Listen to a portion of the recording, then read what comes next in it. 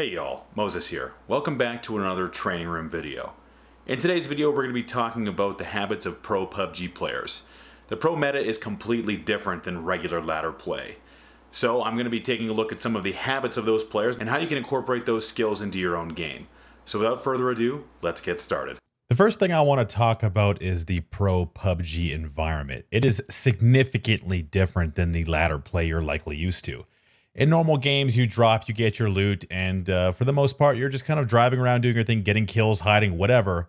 In the pro environment, you're dealing with generally restricted timing on your loot phase. You're having to loot up an entire squad, and then you're having to find multiple vehicles to ultimately secure a place in the center of the zone or on the edge of the zone.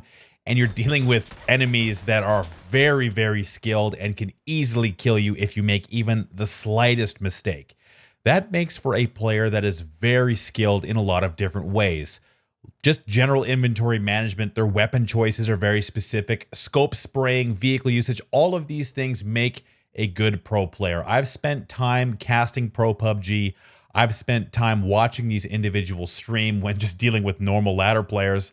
And obviously the results can be very drastic when they are coming across just run-of-the-mill players. So the things I want to talk about today are the things I just mentioned. Inventory management, weapon choices, spraying with scopes, vehicle usage, and then ultimately I'll wrap all of these concepts up. The idea of this is not to tell you to play like the pros, but to give you some of the habits, some of the things that make them just a little bit better than everybody else, even at the very top of the leaderboards, that you can maybe translate into your own game, incorporate, and ultimately just make you a better player. So the first thing I want to talk about is inventory management. In the pro meta, ammo is actually of the least importance when it comes to picking what you want to carry in your backpack.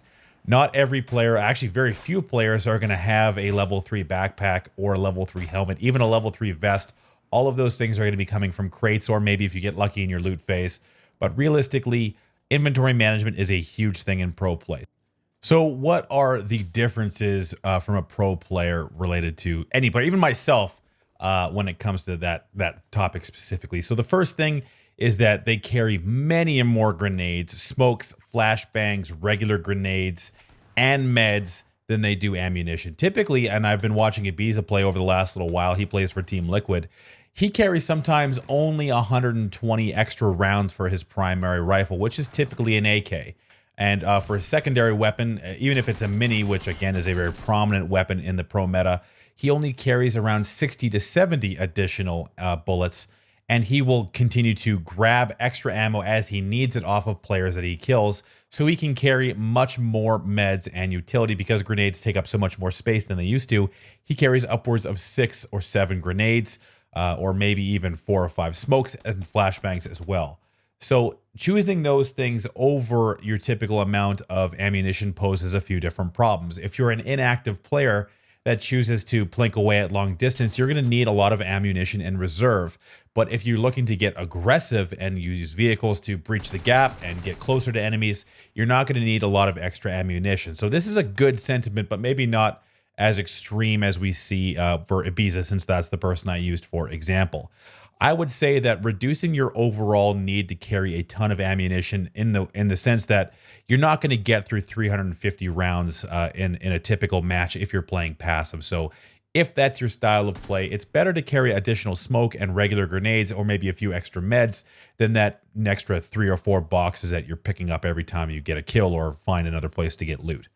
Moving on from there, I would say that the weapon choices, and this feeds into the inventory issue as well, are a big thing. So since AKs are so useful at damaging players up close, and the mini is used so predominantly as the mid and long range weapon, the AKM is a weapon that I would suggest you start getting used to. The AKM is something I would suggest because you need less bullets to kill a player than you would with a 5.56 rifle, and once you get good with the spray, you can be an absolute monster all the way up to medium range. So that AKM really provides an edge in time to kill if you're landing shots and you're against a player who's maybe just a little bit worse than you are. The Mini 14 is another weapon that's very prominent in pro play because it's able to be spammed, and when you have a scope, you can just spam players at long distance while they're on the move. And if you have good recoil control from all that AKM practice, that translates very well to the Mini and other DMRs as well. So Bolt-action rifles play a significantly lesser role because they have a slower fire rate. They don't do as much damage, and really it's about consistency of DPS rather than one-hit kill potential. Pro players are always on the move. They're in vehicles, they're running around, they're throwing their utility. Bolt-action rifles just do not fit as well as a DMR does. So something to consider is really relying on the AKM to use and to get better with, and really start to figure out how to control full auto sprays for 15 or 20 round bursts. That's very important. So talking about spraying and the AKM, scope spraying, if you're using a 5.6 rifle, is an important skill to learn. This is something that I even struggle with at this stage, is figuring out how to spray with a 4X, a 6X, not necessarily an 8X, but definitely the 4 and the 6, because again, you're not going to see a ton of 8X scopes in use because they can only attach them to DMRs. The 6X scope is a little bit more versatile, and obviously the 8X doesn't go on any ARs anymore. So figuring out how to scope spray. I wish I could show you some examples on how to do this properly. I think this is something I'm going to have to save for another video or something else. But really, the scope spray is a very nice utility thing to learn because you can hit those long distance sprays a lot more accurately, up to 150 meters with a full spray AR. Controlling it can be erratic, and really bursting is important there as well. But if you're looking to add something that'll give you an edge at almost any engagement, learning how to spray with a 4 and 6 times scope is a huge addition. Now, quickly, the last thing I want to talk about is vehicle usage. Vehicles play a huge part in the competitive meta, and in regular ladder play, if used correctly, they can add to your flexibility much more so than just running around on foot. So vehicles in competitive PUBG can be used as cover, they can be used as late game fortifications if you're ending in an open field, and obviously they help you with rotations and approaching enemies, etc. So if you're going to try and add vehicles to your gameplay, you have to treat them with the utmost importance and always have one handy.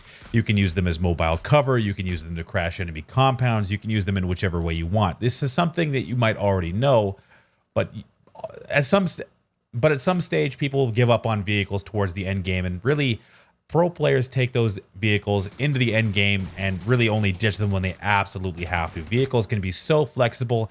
Setting them up against trees or rocks makes a huge addition to cover. You can blow them up for static cover. You can use them for road kills. There's a lot of different ways to use them. So really get used to using vehicles and look for examples from a lot of the pro players. And if you watch competitive PUBG, you'll see how important they can become. Use those vehicles to crash into cover, use those vehicles to crash compounds, and use them to roll up on enemies and get the drop on them when they're on the move. Thanks for taking the time to watch this training room video. For more content like this, visit the training room website or check out more of the suggested content on this channel. Thanks again for watching, and until next time, I'll see you out there.